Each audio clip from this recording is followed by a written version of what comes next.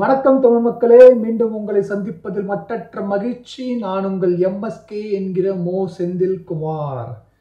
இந்த காணொளியில் நாம் என்ன மாதிரியான ஒரு தகவலை பார்க்க போகிறோம் அப்படின்னா, தமிழ்நாடு சட்டமன்ற பேரவை, அந்த சட்டமன்ற பேரவையின் அமைப்பும், அதுக்கப்புறம் அந்த அமைச்சரவை பதவியேற்றுக் கொள்வது எப்படி, ஒவ்வொரு சட்டமன்ற உறுப்பினரும் பதவியேற்றுக் கொள்வது எப்படி, அதை பற்றிய ஒரு சுருக்கமான சில முக்கியமான தகவல்களை மட்டும் இந்த காணொளியில் நான் உங்களுக்கு வழங்க இருக்கிறேன்.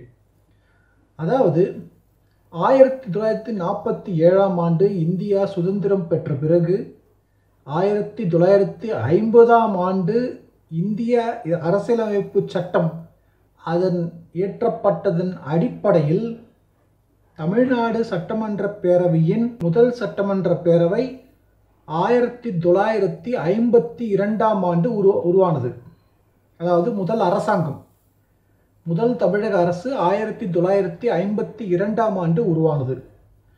உங்கள் எல்லாருக்கும் நல்லாவே தெரியும், தமிழ்நாட்டில் 234 சட்டமன்ற தொகுதிகள், எல்லாரும் தெரிந்த ஒரு விஷயம்தான். அதில் அந்த அரசியலமைப்பு சட்டத்தின்படியும் இந்திய அரசால் தொகுதி வரையறை செய்யப்பட்டதன்படியும் 44 தொகுதிகள் எஸ்சிக்கு, அதாவது பிற்படுத்தப்பட்ட சமுதாய மக்களுக்கும், பழங்குடியினருக்கு 2 தொகுதிகளும், அதாவது ஷெட்யூல்டு ட்ரைப் அவங்களுக்கு 2 தொகுதிகளும், மொத்தம் 46 தொகுதிகள் அந்த 234 தொகுதிகளில் போயிடும். ஸோ மீதி 188 தொகுதிகள் பொது தொகுதிகள். ஸோ புரியுதுங்களா? 234 தொகுதிகளில் 188 தொகுதிகள் பொது தொகுதிகள். அதில் 44 தொகுதிகள் எஸ்சிக்கு, அதாவது பிற்படுத்தப்பட்ட மக்களுக்காக, ஷெட்யூல்டு ட்ரைப்ஸ் பழங்குடியினர் மக்களுக்காக 2 தொகுதிகள். ஸோ இது முதல் விஷயம். ஸோ நான் ஏற்கனவே சொன்ன மாதிரி முதல் சட்டமன்ற பேரவை தமிழக அரசாங்கம், முதல் அரசாங்கம் எப்போது அமைந்தது என்றால் 1952ஆம் ஆண்டு முதல் அரசாங்கம் அமைந்தது. ஸோ அதுக்கப்புறம் பல அரசாங்கங்கள் அமைந்து தற்போது தமிழகத்தில் அமைத்திருக்கின்ற அரசாங்கம் 16வது சட்டமன்ற பேரவை ஆகும். பொது தேர்தலுக்கு பிறகு ஒவ்வொரு கட்சியும் என்ன பண்ணணும்னா, அந்த கட்சியுடைய சட்டமன்ற உறுப்பினர்கள் அனைவரையும் ஒன்றாக கூட்டி, அதாவது யார் யாரெல்லாம் அந்த சட்டமன்ற தேர்தலில் வெற்றி பெற்று சட்டமன்ற உறுப்பினர்களாக அங்கீகரிக்கப்பட்டார்களோ அவர்கள் அனைவரையும் ஒன்று கூட்டி ஒவ்வொரு கட்சியும் சட்டமன்ற பேரவை கட்சி தலைவரை தேர்ந்தெடுக்கும். ஓகேங்களா? அது ஒரு ப்ராசஸ். அடுத்ததா எந்த கட்சி பெரும்பான்மையான தொகுதிகளை பெற்றதோ, அதாவது 234 தொகுதிகளில் 117 தொகுதிகளுக்கு மேல் எந்த கட்சி பெற்றதோ அதுதான் அறுதி பெரும்பான்மை பெற்ற ஒரு கட்சி. ஓகேங்களா? அது கூட்டணி கட்சியாகவும் இருக்கலாம், இல்லை ஒரு தனிப்பட்ட கட்சியாகவும் இருக்கலாம். ஓகேங்களா? ஸோ எந்த கட்சி அதிகப்படியான உறுப்பினர்களை கொண்டிருக்கிறதோ அந்த கட்சியின் சட்டமன்ற பேரவை தலைவரை ஆளுநர் ஆட்சி அமைப்பதற்காக அழைப்பார். ஓகேங்களா? ஸோ ஆளுநர் அழைக்கும் போது இந்திய அரசியலமைப்பு சட்டத்தின் 164வது பிரிவின்படி தமிழக முதலமைச்சராகவும் முதலமைச்சர் வழங்குகின்ற பட்டியலின் அடிப்படையில் சில முக்கியமான அமைச்சர்களையும் ஆளுநர் நியமிப்பார். ஸோ அவர் நியமிக்கும் போது இந்திய அரசியலமைப்பு சட்டத்தின் 188வது பிரிவின்படி இவர்கள் முதலமைச்சரிலிருந்து, அமைச்சர்களிலிருந்து, சட்டமன்ற உறுப்பினர்கள் அனைவருமே இந்த 188வது சட்டமன்ற பிரிவின்படி பதவி பிரமாணம் எடுத்துக்கொள்வர், அதாவது உறுதிமொழி எடுத்துக்கொள்வாங்க. ஓகேங்களா? ஸோ அதற்கு பிறகு சட்டமன்ற பேரவை முதல் தொடர், அதாவது முதல் நாள் தொடங்குவதற்கு முன்பாக சட்டமன்ற பேரவை தலைவர் ஒருத்தவங்க இருக்கணும். ஏன்னா அவங்களுடைய முன்னாடி தான் சட்டமன்ற உறுப்பினர்கள் எல்லாருமே பதவி பிரமாணம் ஏற்றுக்கொள்ள முடியும்.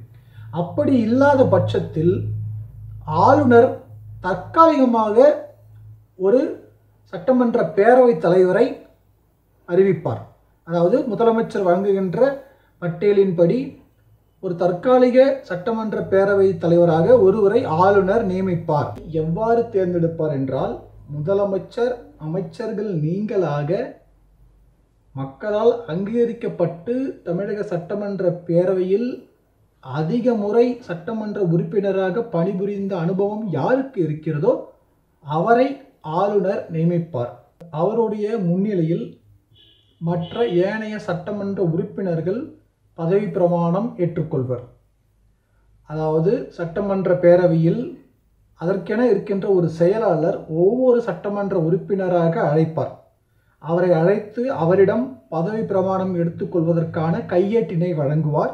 அந்த கையேட்டு ஆங்கிலத்திலும் இருக்கும் அல்லது தாய்மொழியான தமிழிலும் இருக்கும். எதில் விருப்பமோ அவர் அதிலே படிக்கலாம். அதை படிப்பதற்கு முன்பாக மிக முக்கியமானது, இந்திய தேர்தல் ஆணையத்தால் அவர் வெற்றி பெற்றதாக வழங்கப்பட்ட அந்த சான்றிதழை செயலாளரிடம் இவர் வழங்க வேண்டும். அதாவது அந்த சட்டமன்ற உறுப்பினர் வழங்க வேண்டும். அவ்வாறு செய்தால் மட்டும்தான் அவர் பதவி பிரமாணம் எடுத்துக்கொள்வதற்காக அனுமதிக்கப்படுவர்.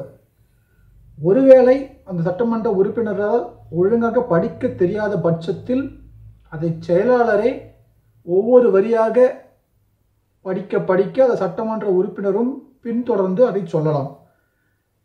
அனைத்தையும் சொல்லி முடித்த பிறகு அதில் முக்கியமான ஒன்று, இறுதியாக உறுதிமொழி கூறும்போது கடவுள் அறிய என்று சத்தியம் செய்யலாம் அல்லது உளமாற அப்படின்னும் சொல்லலாம். இது ரெண்டில் அவர்களுக்கு எது விருப்பமோ அதன்படி அவர்கள் சொல்லலாம். ஸோ இது ஒன்று. அதற்கு பிறகு அந்த உறுப்பினர் பதிவேடுன்னு ஒரு வச்சுருப்பாங்க. அந்த உறுப்பினர் பதிவேட்டில் கையொப்பமிட்ட பிறகு அந்த சட்டமன்ற உறுப்பினருக்கு என்று ஒதுக்கப்பட்ட அந்த இருக்கையில் சென்று அவர் அமர்ந்து கொள்ள வேண்டும்.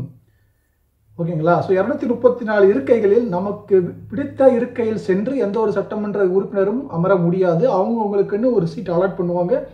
அந்த இருக்கையில் தான் அந்த சட்டமன்ற உறுப்பினர் சென்று அமர வேண்டும். ஸோ இந்த சட்டமன்ற உறுப்பினர்கள் பதவி ஏற்கின்ற அந்த பதவி பிரமாணம் எடுத்துக்கொள்கின்ற அந்த வரிசை பார்த்திங்கன்னா தமிழ் அகர வரிசையில் இருக்கும். அது முன்னாள் முதலமைச்சர்களையும் முன்னாள் துணை முதலமைச்சர்களையும் முன்னாள் சட்டமன்ற பேரவைத் தலைவர்கள் அப்படின்ற வரிசையிலையும் அதாவது ஒவ்வொருத்தவங்களாக அழைக்கலாம். அப்படி இல்லைன்னா அந்த சட்டமன்ற பேரவையில் சட்டமன்ற உறுப்பினர்கள் வழங்கிய தகவலின் அடிப்படையிலும் செயலாளர்கள் அகர வரிசையில் ஒவ்வொருத்தரையும் அழைத்து பதவி பிரமாணம் எடுத்துக்கொள்ள வைக்கலாம். இந்திய அரசியலமைப்பு சட்டம் 188வது பிரிவின் கீழ் ஒரு சட்டமன்ற உறுப்பினர் பதவி பிரமாணம் செய்து கொள்ளாமல் அவை நடவடிக்கைகள், அதாவது பேரவையின் நடவடிக்கைகளிலும் அல்லது பேரவை சார்பாக முன்மொழிகின்ற எந்த ஒரு மசோதாக்களிலும் அவரால் வாக்களிக்க முடியாது. ஒருவேளை அந்த சட்டமன்ற பேரவை கூட்டத்தொடரில் அனைத்து சட்டமன்ற உறுப்பினர்களும் பதவியேற்றுக்கொள்ளும், அதாவது பதவி பிரமாணம் செய்து கொள்ளும் நேரத்தில் ஒரு சட்டமன்ற உறுப்பினரால் வர முடியவில்லை என்றால் அதற்கு பின்பு அவருக்கு என்று தோதாக இருக்கிறதோ அன்றைய தேதியில் பேரவைத் தலைவரிடமோ அல்லது செயலாளரிடமோ அனுமதியை பெற்று அவர்கள் முன்னிலையில் பதவி பிரமாணம் எடுத்து கொள்ளலாம். ஒருவேளை ஒருவர் இதுபோல் செய்யாமல் அவை நடவடிக்கைகளில் ஈடுபட்டால் அவர்கள் ஈடுபட்ட ஒவ்வொரு நாளுக்கும் இந்திய அரசியலமைப்பு சட்டத்தின் 193வது பிரிவின்படி ஒவ்வொரு நாளும் 500 ரூபாய் அபராதம் விதிக்கப்படும் அப்படின்ற ஒரு முக்கியமான ஒரு சட்டம் இருக்கிறது. நன்றி.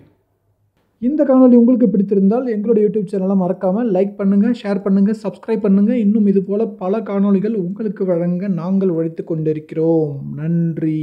பாய்.